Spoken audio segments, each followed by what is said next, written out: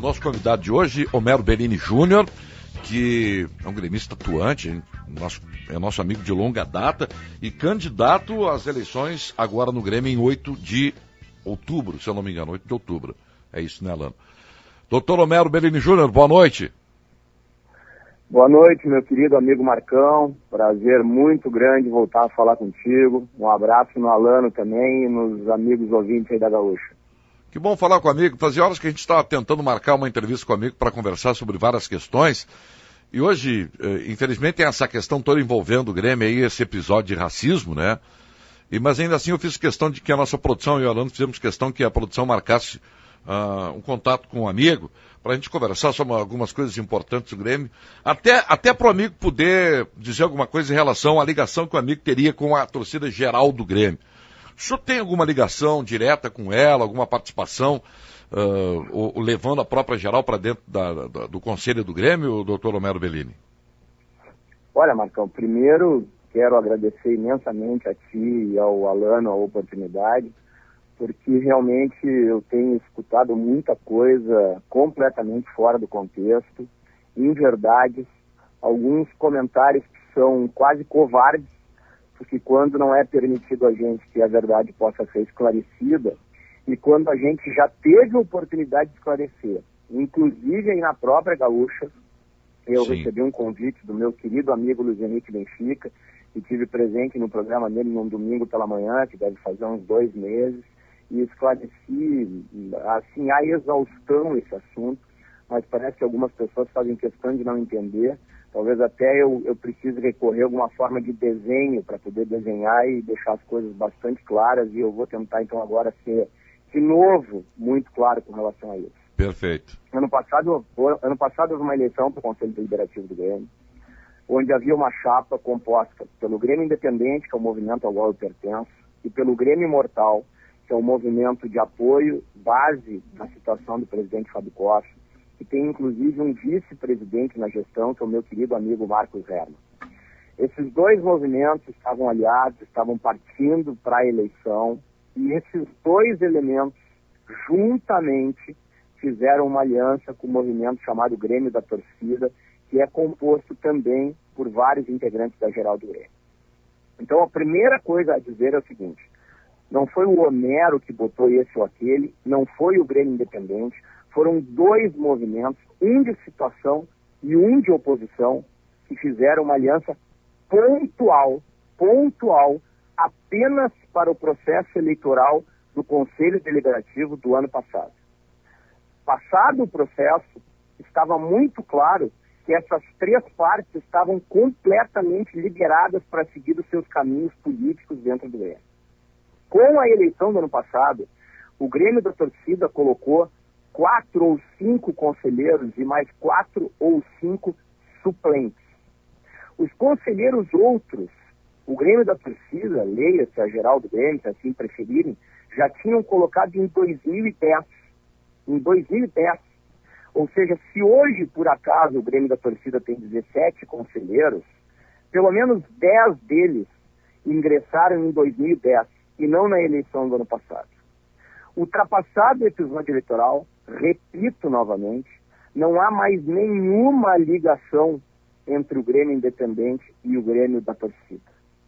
Essa situação, para mim, é muito clara e ela volta a ser usada sempre em períodos eleitorais, porque, graças a Deus, Marcão, com toda a história de Grêmio que eu tenho, não há absolutamente nada que desabone a minha conduta que pode ser dito contra mim e mesmo contra o próprio Grêmio Independente. Está claro, doutor, isso não temos nenhuma dúvida com relação a isso. Perfeito. Não, mas eu não estou falando de ti, eu estou fazendo referência porque as coisas pululam nas redes sociais e tu sabe que esse meio permite uma série de ilações. Claro, tá? claro. Perfeito. Então, assim, não há absolutamente nada. Nós estamos numa campanha eleitoral agora. Eu estou concorrendo a presidente do Grêmio, pelo Grêmio Independente e apoiado pelo Nação Tricolor, que é um movimento político com história no clube, que envolve consulados, é um grupo muito representativo do interior do estado.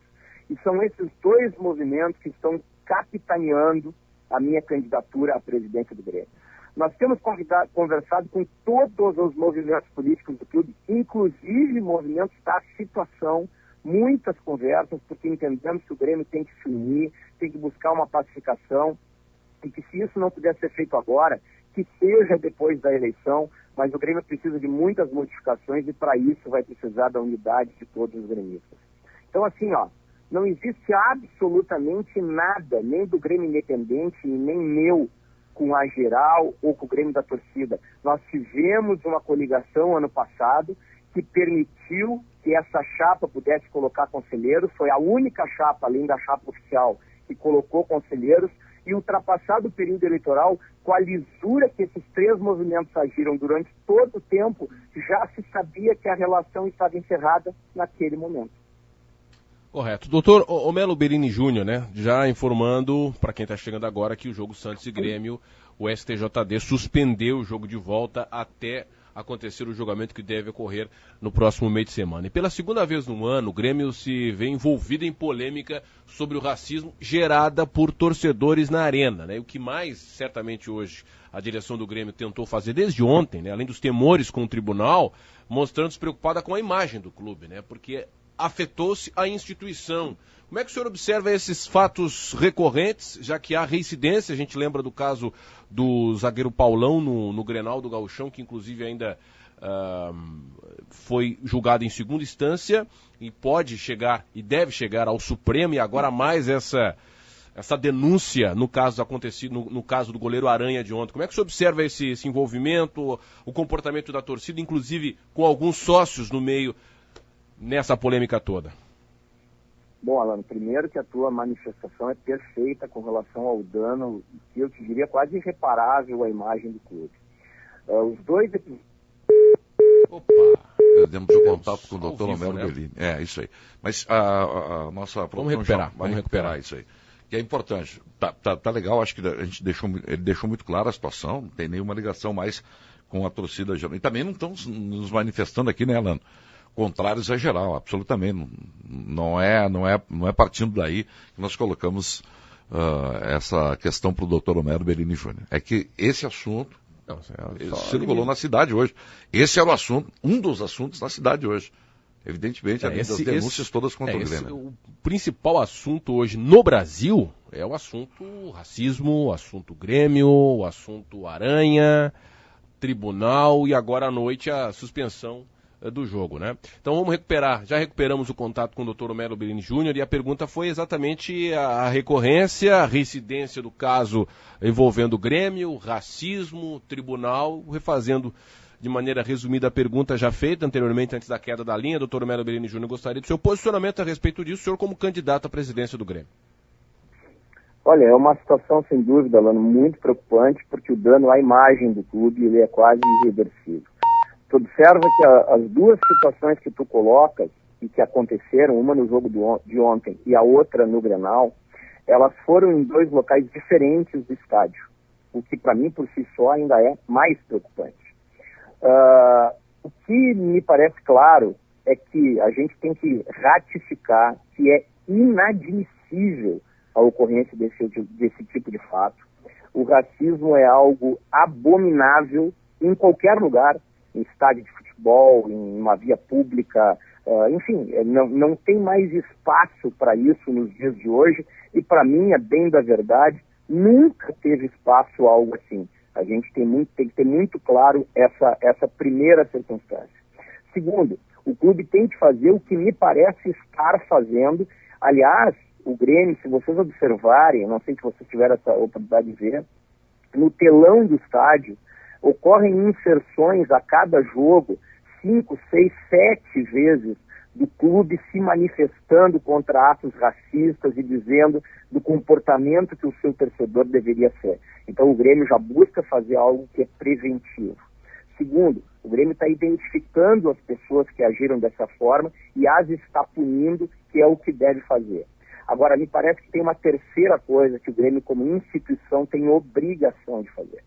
O Grêmio, como instituição, tem que deixar bastante claro que não é uma minoria, mas bota minoria, nós estamos falando de meia dúzia, de 10 pessoas que devem ser, como eu disse, punidas exemplarmente, mas elas não podem ser taxadas como a torcida do Grêmio. Hoje eu li coisas, inclusive em revistas extremamente importantes pelo Brasil, dizendo que a torcida do Grêmio é a torcida mais racista do Brasil. O Grêmio, como instituição, não pode admitir que uma torcida que tem no Brasil hoje mais de 6 milhões de torcedores seja adjetivado dessa maneira. Isso é inaceitável, é inadmissível. A mesma revolta que eu tenho com a atitude racista daquela minoria de torcedores, eu tenho com a atitude igualmente preconceituosa que está sendo adotada contra a torcida do Grêmio como um todo. E me parece que o Grêmio, como instituição, tem que se preocupar com as duas coisas. Tem que punir exemplarmente quem ajuda dessa maneira, mas também tem que partir muito fortemente na defesa do seu torcedor. Perfeito. Até porque o Grêmio é um dos pioneiros, né, em campanhas contra o racismo. Tinha aquela campanha até muito bacana, né? Eu sou azul, preto e branco. Branco e preto, né? Eu sou preto, branco e azul. Uma das campanhas que o Grêmio fez aí há pouco tempo.